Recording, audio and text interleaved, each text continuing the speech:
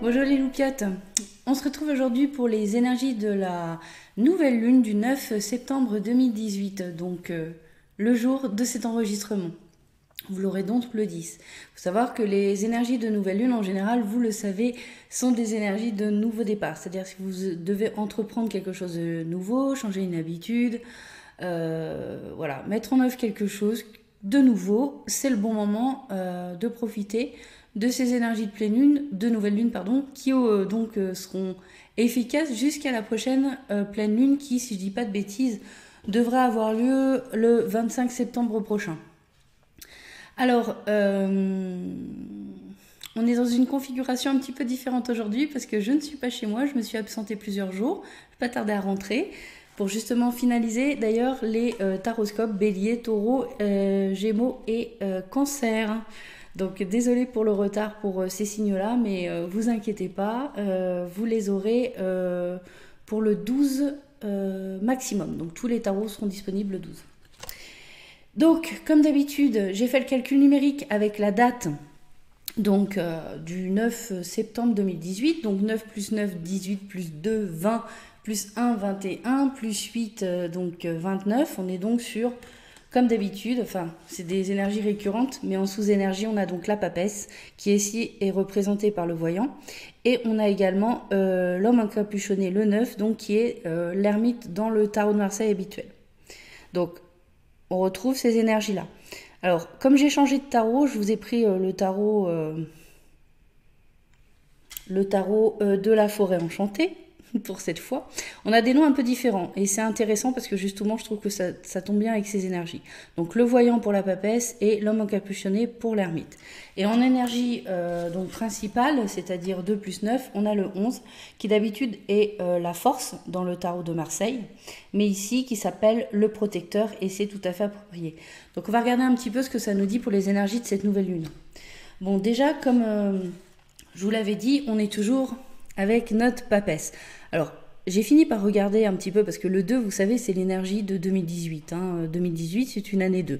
Donc, c'est une année de gestation, c'est une année de lenteur, des choses qui prennent du temps à se mettre en place, mais c'est également, voilà, c'est une préparation. On est en train de préparer l'avenir. Et on a également la notion de partage avec les autres, de coopération, une chose comme ça, le 2. Voilà.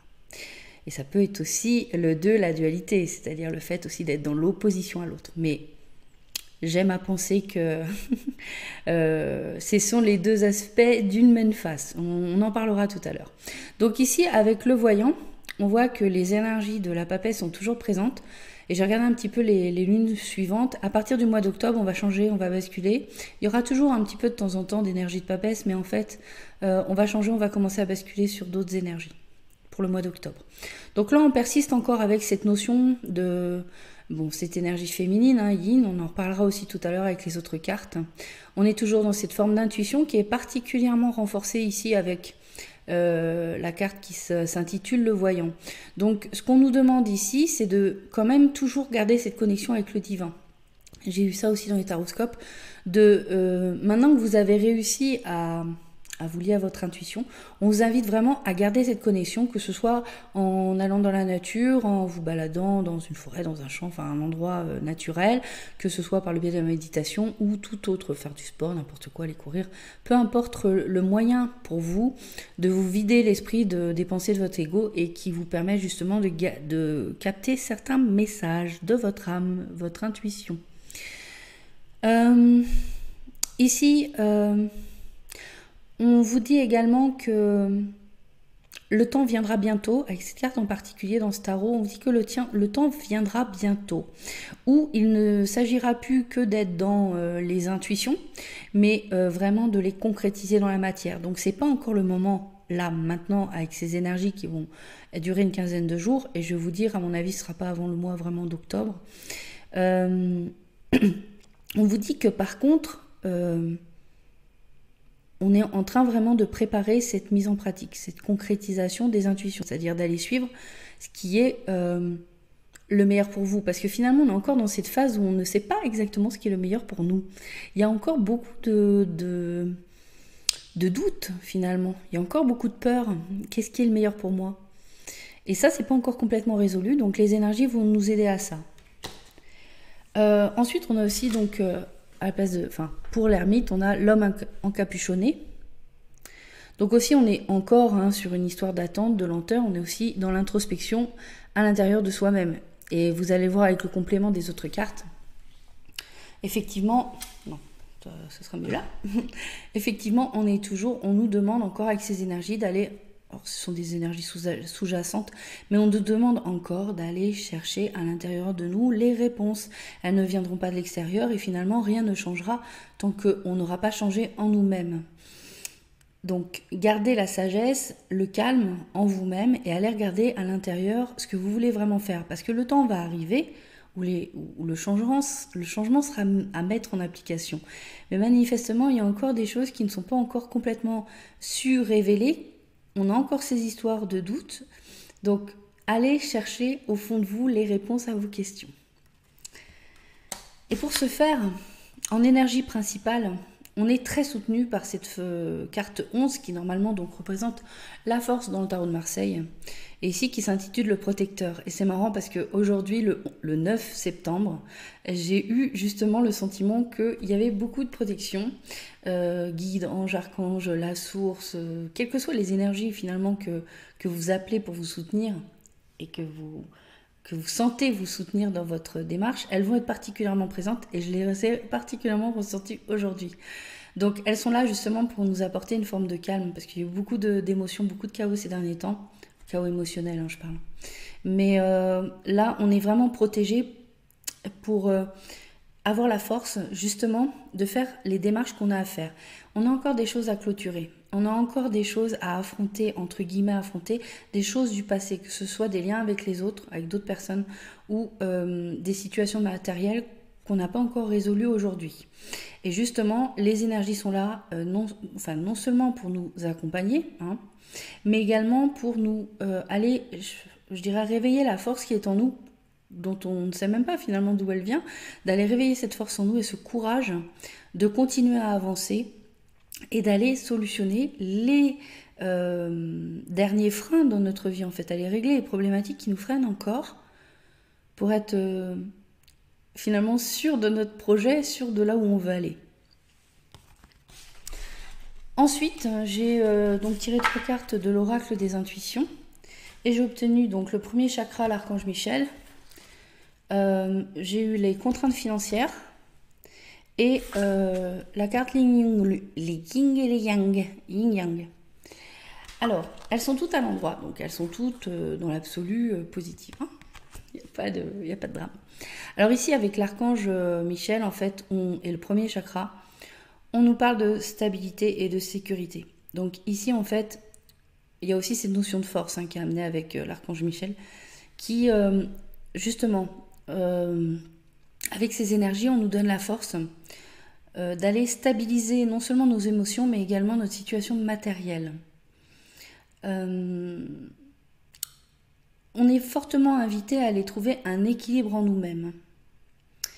Et on nous demande aussi d'aller chercher de la douceur vis-à-vis de nous, parce que ça, je le ressens aussi avec la force. Je vais le mettre aussi. Donc, ce que j'ai ressenti aussi avec, je pense qu'elles vont pas mal ensemble ces deux-là, ce que j'ai ressenti avec ces deux cartes, c'est que finalement, peut-être qu'il y a des choses à replanifier, qu'effectivement, on avait peut-être vu trop grand, on a été un petit peu trop loin, on a chargé un peu trop la mule, et finalement, on a manqué de douceur et de compassion vis-à-vis de soi-même, et à chaque fois qu'on ne tient pas ses objectifs, et à chaque fois que finalement, on dépasse une deadline qu'on s'était fixée par rapport à des projets à réaliser, bon, on a la sensation d'échec, donc en fait, on n'est pas très négatif, vis-à-vis de nous-mêmes. Donc ici, avec ces deux cartes, je ressens que on nous demande d'avoir la force de changer ce qui doit être changé, de régler ce qui doit être réglé, mais également d'une certaine manière, de prendre du temps pour soi. Ne pas oublier finalement de nous laisser du temps. Ça, je l'ai ressenti aussi. Les cartes se mélangent un peu, c'est toujours un peu, c'est de plus en plus comme ça, j'ai envie de dire. Avec ici l'homme encapuchonné, il y a aussi cette notion justement de prendre le temps. Il y a cette notion de repos, de attention à ne pas trop chercher la mule. Ça, je le ressens beaucoup. Vous pouvez vous fixer des étapes et planifier ce que vous voulez réaliser, pas de problème, mais soyez réaliste.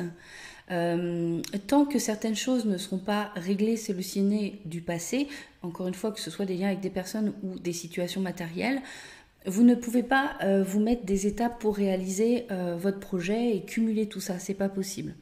Vous avez besoin pour tenir la distance parce que ici, voilà, ici il ne s'agit pas de faire un 100 mètres, il s'agit de faire un marathon. Donc on va vous demander justement de tenir à distance. Et on aura des énergies qui sont là donc pour nous protéger, pour nous donner le courage et la ténacité, la persévérance nécessaire pour pas perdre la foi quelque part dans ce qu'on veut vraiment. Mais il y a aussi la notion du fait qu'on ne sait plus vraiment des fois ce qu'on veut vraiment. On a des petits doutes parce que justement ça vient pas tout de suite. Mais si ça vient pas tout de suite, c'est qu'il y a peut-être une raison. C'est que peut-être on n'a pas encore très justement trouvé exactement ce qui est bon pour nous. Et d'une certaine manière, c'est ce que nous dit la carte contrainte financière ici. Il ne s'agit pas ici de dire qu'on va manquer ou qu'on va plus jamais avoir d'argent ou quoi que ce soit. C'est pas du tout ça.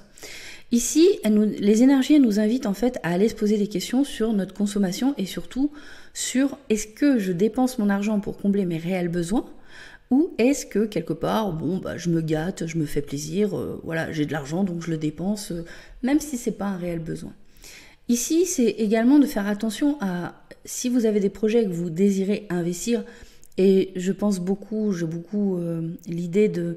Je sais qu'il y a beaucoup de gens qui veulent déménager, changer d'endroit de vie. Donc, si vous voulez investir dans un bien immobilier, de bien réfléchir à ce dont vous avez vraiment besoin.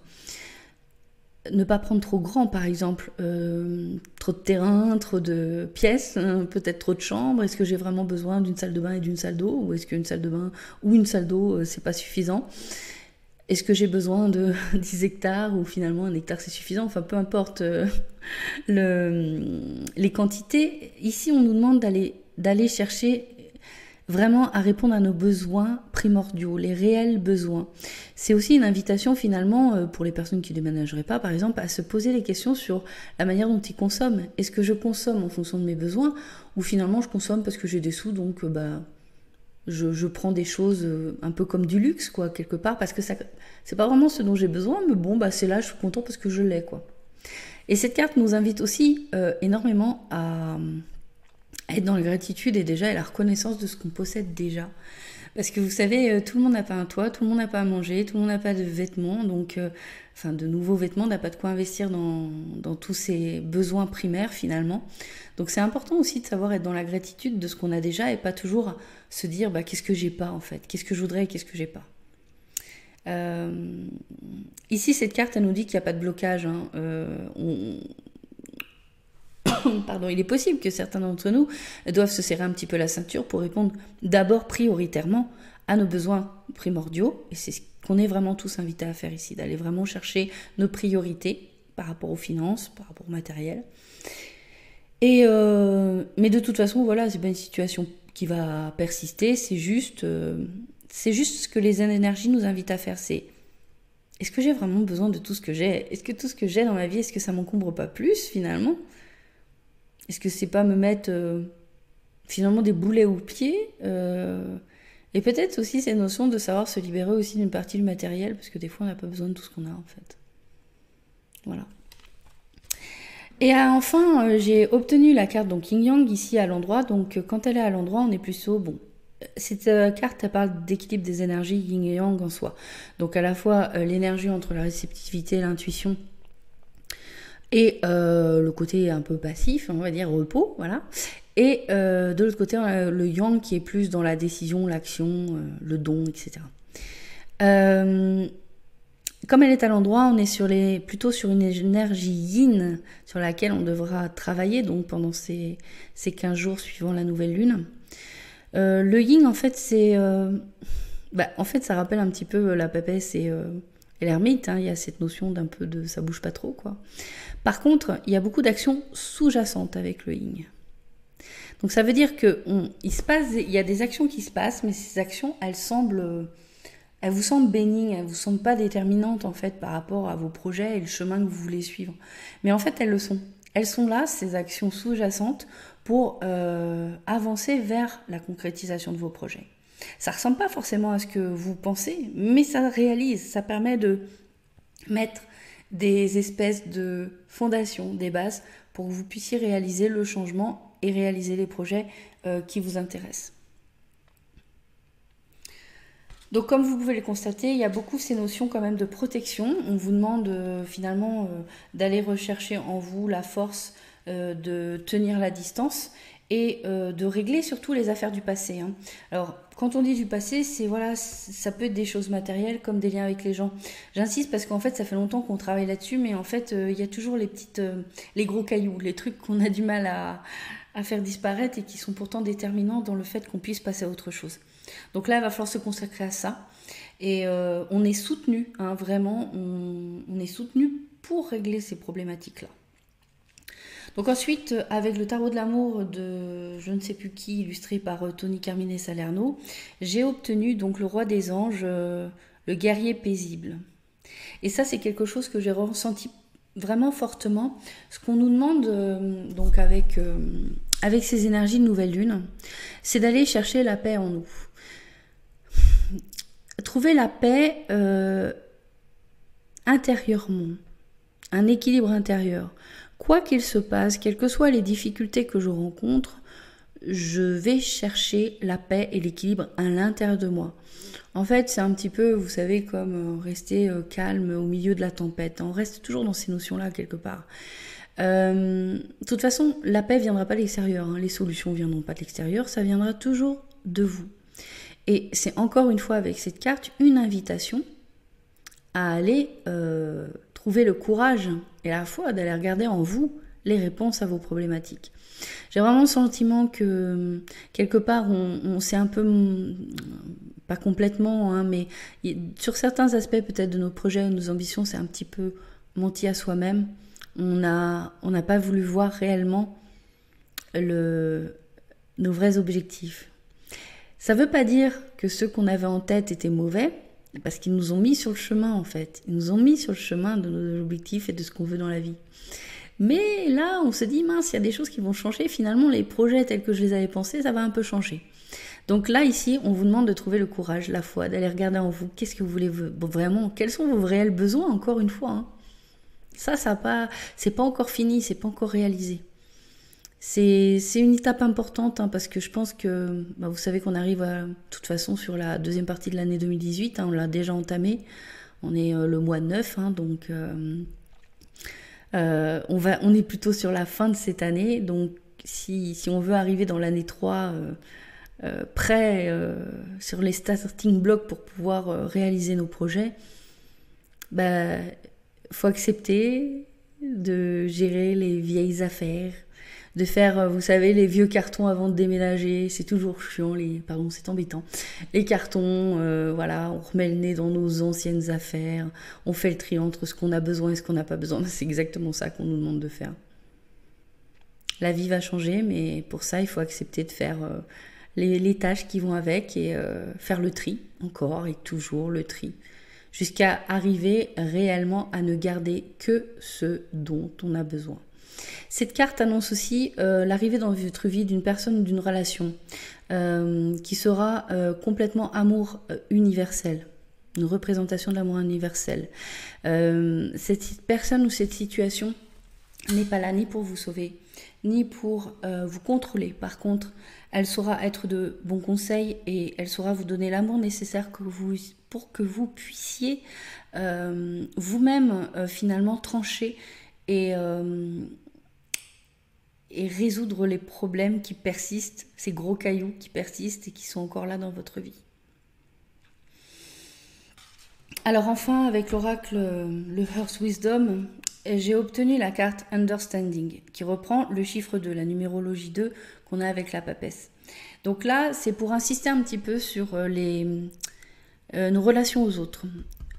Donc pendant cette période-là, des 15 jours suivant la nouvelle lune, on nous demande d'être dans la compréhension de notre relation aux autres, c'est-à-dire faire preuve de compassion, bien sûr, d'être capable d'accepter le point de vue de l'autre sans le prendre comme une attaque personnelle, Ça peut être aussi généré, les gens peuvent être un peu des fois agressifs dans leur manière de faire. Mais vous savez, souvent quand les gens sont agressifs, c'est qu'il y a une peur qui se déclenche en eux et quelque part ils ont besoin de se défendre, c'est cette peur.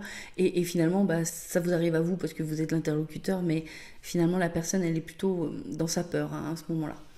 Donc, bon, après les gens mal intentionnés, mais bon, j'ai envie de penser que la plupart du temps les gens ne le sont pas. Ils sont plutôt bienveillants de base. Donc ici avec cette carte on vous demande de prendre en compte tous les points de vue et comme je le dis souvent, je l'ai déjà dit dans les vidéos, le meilleur moyen de toucher du doigt la vérité c'est d'être capable d'entendre et d'accepter tous les points de vue pour avoir une vision globale finalement qui nous permet de toucher la vérité. C'est exactement ça. C'est pas parce que l'autre a une opinion différente de la vôtre que ça veut dire que ce n'est pas juste. C'est juste de son point de vue. Donc il faut en tenir compte quelque part. Ce qui ne vous empêche pas, vous, d'être déterminé par rapport à vos réalisations. Ça n'a rien à voir. Mais c'est important de comprendre l'autre dans son point de vue. Pourquoi lui perçoit les choses de cette manière-là? Parce qu'il y a des raisons. Donc ici, en plus, on vous dit que si vous êtes capable de faire vraiment cette démarche de compréhension du point de vue de l'autre, par rapport à vous-même, mais également par rapport à vous-même, je veux dire par rapport à des choses qu'on vous dirait à vous, par rapport à votre situation, etc. Mais également quand vous voyez des gens qui sont en conflit ou qui sont en dualité, parce qu'ils ne sont pas du même avis, vous aurez la compétence justement d'être capable d'expliquer avec compassion et compréhension à ces personnes le point de vue de l'autre, chacun le point de vue de l'un et de l'autre. Et du coup, eux aussi pourront ensuite être dans cette forme de compréhension et dans cette forme de compassion. Donc c'est à ça que vous invite finalement cette énergie du 2 et pendant les 15 jours à venir. Travailler la compréhension, la compassion du point de vue de l'autre. Voilà les loupiotes. Donc pour cette nouvelle lune, on est encore en train d'attendre un petit peu. Il se passe des choses. Ça ne veut pas dire qu'il ne se passe rien. Par contre, par rapport à vos projets, vous allez avoir l'impression peut-être qu'il y a des choses qui vont se remettre en ordre. Vous allez replanifier les choses. Justement, peut-être moins vous charger la mule. Être un petit peu plus patient dans la réalisation de vos objectifs. Peut-être même changer certains de ces objectifs. J'ai le sentiment qu'il y a des choses qui, encore une fois, on était parti sur quelque chose, sur une idée parce qu'on a besoin d'un but à atteindre, mais on se rend compte en cours de route qu'il y a peut-être des choses à changer dans cet objectif. Et il ne faut pas avoir peur de remettre en cause ces réalisations si au plus profond de vous-même, vous sentez que vous devez changer, que c'est mieux pour vous de changer. C'est pas grave de changer en cours de route. Ce qui compte, c'est le chemin. On le dit souvent, c'est pas le but final, c'est vraiment le chemin. C'est là qu'on expérimente, c'est là qu'on apprend. Donc prenez le temps de regarder en vous, ne vous chargez pas trop la mule en essayant de vous mettre des objectifs incommensurables entre ce que je dois régler du passé, enfin qui est toujours là, présent, mais qui m'encombre et je dois absolument régler et puis me rajouter en plus toutes les étapes de création de mon entreprise en faisant en sorte que ça aille le plus vite possible. Non, prenez le temps, étape par étape, soyez doux avec vous-même les loupiotes, vous avez des énergies qui vous portent, on est protégé dans la période. Vous allez trouver en vous la force nécessaire de continuer le chemin en n'ayant pas peur de vous remettre en question et à aller identifier réellement vos réels besoins si ce n'est pas déjà fait. Et puis garder cette forme aussi de tolérance dans vos rapports aux autres et garder en tête que tout est juste. Tout est juste. Voilà les loupiotes. Donc, comme j'ai dit, les taroscopes bélier, donc taureau, gémeaux et cancer, le 12 maximum, tout est sorti, tout sera publié. Ensuite, pour le 15, la sortie des tirages amour célibataires en transition et en couple. Et ensuite, dans la foulée, viendront donc les Happy Birthday. Donc, cette fois-ci, ce sera le Happy Birthday des balances pour le mois de septembre. Septembre-octobre. Voilà. Écoutez, il y a autre chose que je vous ai pas dit. Donc, je vous avais annoncé un live pour septembre. Eh bien, on aura un live pour le mois de septembre. Sur la fin du mois, je vous l'annoncerai à l'avance pour que vous ayez les horaires de connexion pour qu'on puisse se retrouver. Et j'aurai donc un invité surprise à vous présenter. Vraiment, ça sera un super plaisir pour moi de partager ça avec vous. Je vous fais plein d'énormes bisous les loupiotes. Prenez un grand soin de vous, soyez doux avec vous-même et je vous dis à très bientôt. Ciao les loupiotes.